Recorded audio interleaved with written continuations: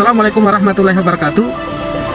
Selama ini sebagian umat Islam memahami bahwa cucu Rasul itu hanya Hasan dan Husain. Ternyata Rasulullah juga punya cucu perempuan, yakni Zainab binti Ali bin Abi Thalib, yang tak lain dan tak bukan adalah saudara kandung Hasan dan Husain itu sendiri. Untuk mengenal lebih jauh siapa cucu perempuan Rasulullah SAW ini, terus tonton tayangan ini sampai selesai.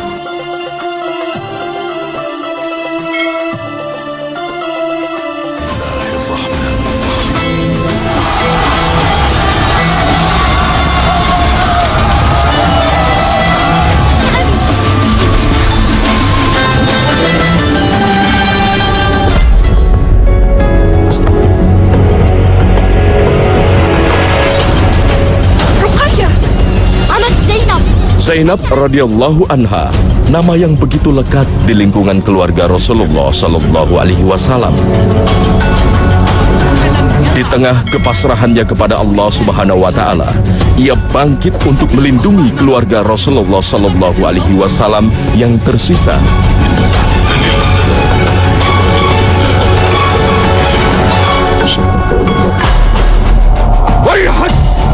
Wanita yang sudah terdidik dalam lingkungan kenabian ini tak gentar menghadapi siapapun, termasuk menghadapi gubernur Kufah yang lalim, Ubaidillah bin Ziyad.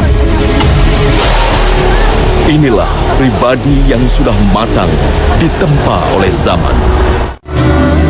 Nama lengkapnya Zainab binti Ali bin Abi Thalib, cucu ketiga Rasulullah Sallallahu Alaihi Wasallam.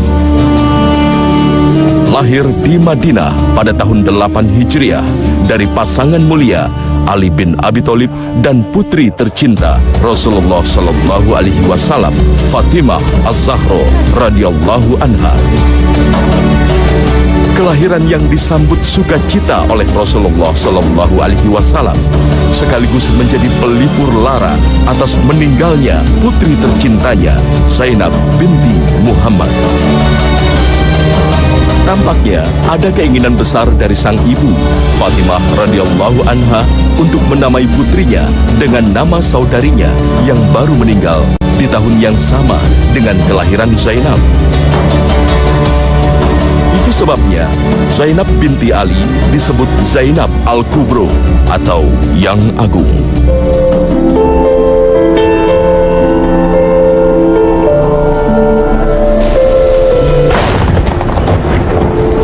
Di usia sekitar 5 tahun, Rasulullah Sallallahu Alaihi Wasallam wafat pada tahun 11 Hijriah.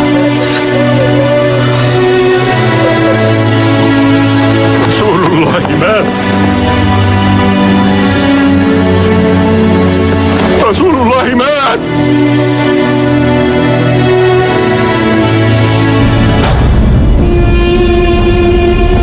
Disusul wafatnya sang bunda Fatimah Az-Zahra 6 bulan kemudian. Namun begitu, Zainab tetap tumbuh di lingkungan kenabian. Ia mewarisi keberanian, kepahlawanan, dan kefasihan berbicara dari ayahnya, Ali bin Abi Thalib. Sementara sifat kelembutan, kebajikan, dan pengorbanan ia warisi dari ibundanya, Fatimah Az-Zahra. Itu sebabnya ia tumbuh sebagai wanita berani, bijak, cerdas, dan berilmu, hingga dijuluki Akilah Bani Hashim atau wanita cerdas dan mulia dari Bani Hashim. Zainab radhiyallahu anha menikah dengan Abdullah, putra sahabat mulia Ja'far bin Abi Thalib yang masih terbilang sepupu, putra seorang sahabat mulia yang gugur syahid di Perang Mu'tah. Ini adalah pertemuan dua nasab mulia, dua-duanya sama-sama dari Bani Hashim, kemudian dua-duanya sama-sama Ahlul Bait, kemudian dipertemukan dalam pernikahan. Artinya pertemuan dua nasab mulia, dua keluarga yang sangat mulia. Dan dari pernikahan mereka Allah memberikan anugerah berupa keturunan yang mereka beri nama. Ada yang bernama Ja'far, ada yang bernama Abbas, Aun, Ummu Kulthum. Ini adalah putra-putri dari pernikahan Zainab dengan Abdullah bin Ja'far. Itu menunjukkan bahwa hubungan mereka begitu dekatnya, begitu sangat baiknya, dan mereka saling mengagumi di antara mereka, sehingga mereka pun memberikan nama dengan nama orang-orang terbaik yang pernah mereka lihat. Dan ini pelajaran mahal bahwa buat kita, karena nama dalam Islam itu sangat penting, maka akan mudah kita untuk mengarahkan anak kita sesuai dengan namanya. Kalau kita beri nama dengan tokoh tertentu, kita bisa sangat mudah terbantu untuk mengarahkan anak ini sesuai dengan ketokohan orang yang kita berikan namanya pada anak kita. Pada tahun 40 Hijriah, sang ayah Ali bin Abi Thalib radhiyallahu anhu wafat akibat sabetan pedang seorang ekstremis Khawarij, Ibnu Muljam, di Kufah, Irak saat menjadi imam sholat subuh di masjid. Zainab radhiyallahu anha berduka. Ia menyaksikan kemuliaan dan kebijakan sang ayah menjelang wafatnya. ثم أوصيك يا حسن وجميع أهلي وولدي بتقوى الله ولا تموتن إلا وأنتم مسلمون واعتصموا بحبل الله جميعا ولا تفرقوا. Sejak itu, ia menjadi tumpuan keluarganya dan berperan sebagai ibu bagi saudara-saudaranya Hasan dan Husain radhiyallahu anhuma.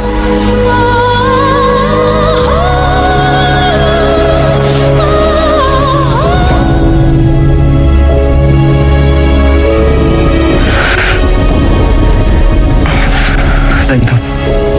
Pada tahun 50 Hijriah, Zainab radhiyallahu anha kembali berduka. Sang kakak tercinta, Hasan bin Ali, wafat sekitar 10 tahun setelah sang kakak berkorban menyerahkan kekhalifahan kepada Muawiyah di Damaskus. فقد فقدك وتكلتك لك جدك أولا ثم أمك ثم أبوك أنت ذات ودين أخاك. فدتك نفسي يا أخي، فدتك نفسي يا حسن. لا يا زينب، أوصيك أن تتعزي بعزاء الله. أهل الأرض يموتون وأهل السماء لا يبقون، كل شيء هالك إلا وجه الله. جدي خير مني وأمي خير مني وأبي خير مني، ولنا ولهم في رسول الله أسوة حسنة. Sejak itu, ia terus mendampingi kakak keduanya, Husain bin Ali radhiyallahu anhu. Wafatnya Khalifah Muawiyah di Damaskus, Suriah, dan tampilnya sang putra Yazid bin Muawiyah sebagai khalifah menjadi babak baru dalam kehidupan Zainab radhiyallahu anha. Zainab mendampingi sang kakak Husain bin Ali radhiyallahu anhu menuju kota Kufah, Irak untuk memenuhi undangan masyarakat Kufah yang siap membaiat Husain sebagai khalifah. Keberangkatan Husain dan keluarganya ini membuat para sahabat mulia seperti Abdullah bin Umar, Abdullah bin Zubair, dan lainnya merasa khawatir akan keselamatan Husain radhiyallahu anhu. ناشدتك الله أن تفعل شيئا، فما والله إن وصل الحسين الكوفة إلا مهلكا نفسه بخروجه إلى هؤلاء القوم الذين تعرف تقلبهم. أجل إذا سار إليهم سيغدرون به. فهو يحبك يا ابن عمر ويسمع كلامك. لقد عزمت على الخروج إليه فعلا قبل حديثنا هذا، لعل الله يهدينا وإياه إلى ما فيه دواء هذا الأمر. قل له إن ابن زياد فتى أرعن، فإن والله وصل الحسين الكوفة ليقعن بين حجري رحى. ابن زياد من جهة، وذلك رجل نعرف بطشه ورعونته، وأولئك القوم الذين دعوه قوم لا مواثيق لديهم. Abdullah bin Umar bahkan rela mengejar rombongan keluarga Nabi ini agar membatalkan niat mereka. أتراني مخطئ فيما أنا ماض فيه. قد أصبت حين دافعت عن الشورى وعن سنة الخلفاء الراشدين وعن حق الناس باختيار الخليفة. كل ذلك حق وواضح، وقد تكون مصيبا بخروجك من مكة. أما قدومك إلى الكوفة فهذا ما يحزننا ويجعلنا خائفين عليك. Para sahabat mulia faham betul akan karakter masyarakat Kufah yang sulit dipercaya. استودعك الله من قتيل. استودعك الله من قتيل. Sejarah sebagai sebuah kota yang sulit diatur, ini langsung kalimatnya Umar bin Khattab radhiyallahu anhu. Sampai Umar menyampaikan keluhannya saat beliau menjadi khalifah tentang bagaimana sulitnya diatur masyarakat Kufah, dan terbukti bahwa ketika di masa Khalifah Utsman, kemudian di masa berikutnya adalah Khalifah Ali bin Abi Thalib, Kufah ternyata memang menjadi kota yang memang sangat bermasalah. Dan inilah yang menyebabkan seorang ulama besar sekelas Imam Abu Hanifah yang hidup di Kufah, tinggal di Kufah, pada beliau dilahirkan tahun 80 Hijriah dan meninggal tahun 150 Hijriah. Seorang Abu Hanifah sendiri itu di Kufah lebih banyak arah fikihnya adalah yang dikenal dengan madrasah ahli ra'i, yaitu madrasah ahli logika, dikarenakan Imam Abu Hanifah sangat sulit mendapatkan hadis yang sahih. Untuk itulah maka lebih memilih untuk menggunakan logika. Bukan berarti beliau menolak hadis yang sahih, tapi karena memang beliau sulit mendapatkan hadis yang sahih. Dalam ilmu hadis, setiap hadis masuk ke Kufah, kemudian keluar lagi dari Kufah, artinya diriwayatkan di Kufah dan keluar lagi juga diminta untuk berhati-hati. Sampai dalam ungkapannya, kalau hadis masuk ke Kufah panjangnya 1 jengkal, maka dia akan keluar dari Kufah dengan panjang 1 hasta. Itu dikarenakan orang Kufah seringkali iseng dan menambahi hadis Nabi sehingga hadis menjadi tidak lagi asli, sehingga hadis statusnya akan menjadi palsu setelah keluar dari negeri Kufah. اسم هذه الأرض التي نزلناها تسمى هذه المنطقة الطف، أما هذه البقعة التي نزلناها فيسميها الناس كربلاء. كربلاء أرض كرب وبلاء. Kekhawatiran para sahabat mulia di Madinah dan Mekah terbukti. Rombongan Ahlul Bait keluarga Rasulullah yang hanya sekitar 70 orang ini dihadang ribuan pasukan yang dikerahkan Gubernur Lalim Kufah, Ubaidillah bin Ziyad, di kawasan Karbala, Irak. Di malam terakhir sebelum peristiwa penyerangan, Zainab merasakan kejanggalan akan kata-kata sang kakak Husain bin Ali yang mengisyaratkan akan nasibnya.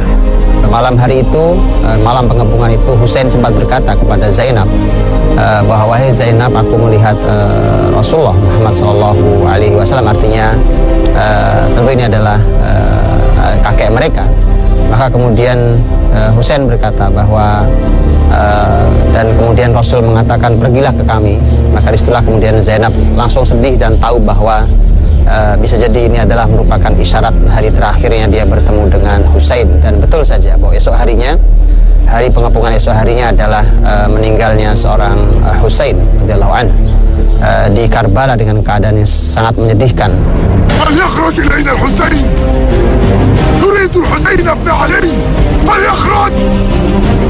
أين الحسين؟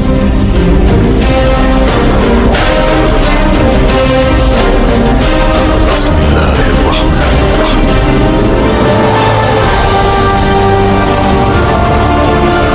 Peperangan tak seimbang pun akhirnya terjadi berkat hasutan seorang tokoh Kufah. Zainab radhiyallahu anha berduka.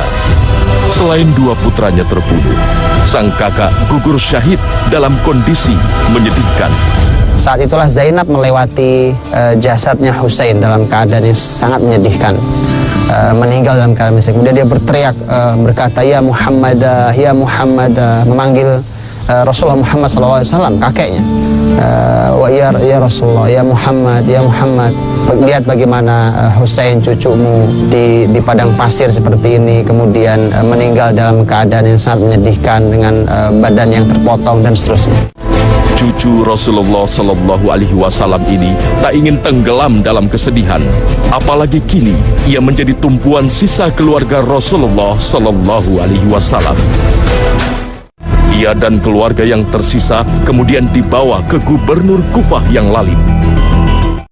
Tiba di Kufah, rombongan Zainab radhiyallahu anha disambut tangisan warga Kufah. Zainab radhiyallahu anha pun mengingatkan penduduk Kufah akan apa yang telah mereka lakukan pada keluarga Rasulullah sallallahu alaihi wasallam. Apa yang menimpa keluarga Rasulullah adalah akibat perbuatan masyarakat Kufah yang tidak bertanggung jawab atas tindakan mereka yang telah mengundang Husain radhiyallahu anhu ke negeri mereka. Dan ini menunjukkan bahwa Zainab tahu persis siapa sebenarnya penyebab dari terbunuhnya saudaranya Husain.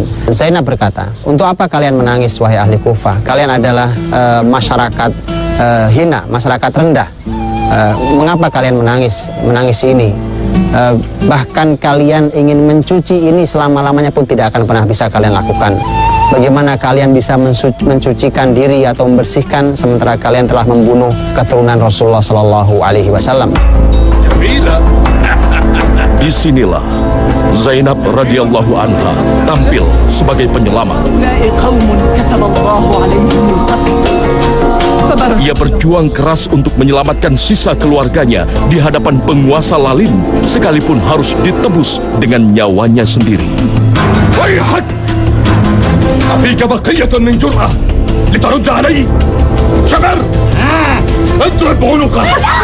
زياد من دمائنا ما سفكت، فقد قتلت أهلي وأبرأت أهلي وقطعت فرعي، فإن تشفيت فقد اشتفيت، وإني لأعجب ممن يتشفى بقتل أمته. إن أردت قتله فاقتلني معه. Itu sebabnya sejarawan mencatat ia dijuluki dengan Ummu Hashim atau ibu keluarga besar Hashim. Rombongan mulia ini pun dipulangkan Khalifah Yazid bin Muawiyah setelah Zainab dan keluarganya memilih kembali ke kota Madinah, kota sang kakek Rasulullah Sallallahu Alaihi Wasallam. Setahun peristiwa Karbala berlalu, Zainab, cucu tercinta Rasulullah Sallallahu Alaihi Wasallam, dan putri terkasih Ali bin Abi Thalib radhiyallahu anhu wafat. Rahimahullah, Zainab binti Ali radhiyallahu anha. Zainab binti Ali radhiyallahu anhuma adalah salah satu ahlul bait, tentu orang sangat dekat. Bayangkan dia adalah putri langsung dari Fatimah Zahra, cucu Rasulullah sallallahu alaihi wasallam. Kita sebagai muslim diperintahkan oleh Nabi sallallahu alaihi wasallam, kita dititipi keluarga beliau. Kita diminta untuk menghormati ahlul bait. Maka itu adalah akidah kita, keyakinan kita. Kita harus meyakini itu, kita harus memberikan penghormatan yang setulusnya dan benar. Itu akidah tentang ahlul bait. Kata Nabi, aku tinggalkan dua hal. Yang pertama adalah kitabullah, di mana itu ada petunjuk, itu ada cahaya di sana. Dan yang kedua adalah ahlul bait, keluargaku. Tetapi ahlul bait yang di sini ada ahlul bait yang haram memakan sedekah. Karena ternyata di sana ada bukan hanya keluarga dari Nabi Shallallahu Alaihi Wasallam dari turunan Fatimah. Karena ahlul bait ternyata adalah ada Al Ja'far, ada Al Abbas, keluarga Ja'far, keluarga Abbas, semuanya adalah ahlul bait. Dan untuk itulah maka kita sebagai orang yang beriman diminta betul untuk menghormati ahlul bait, mereka yang betul nasab Nabi Shallallahu Alaihi Wasallam, karena ini dipesankan oleh Rasul kita. Kita muliakan, kita hormati mereka ketika mereka adalah ahlul bait yang beriman dengan iman yang sesuai dengan imannya Rasulullah Sallallahu Alaihi Wasallam. Maka kita adalah orang yang pertama yang paling mencintai ahlul bait.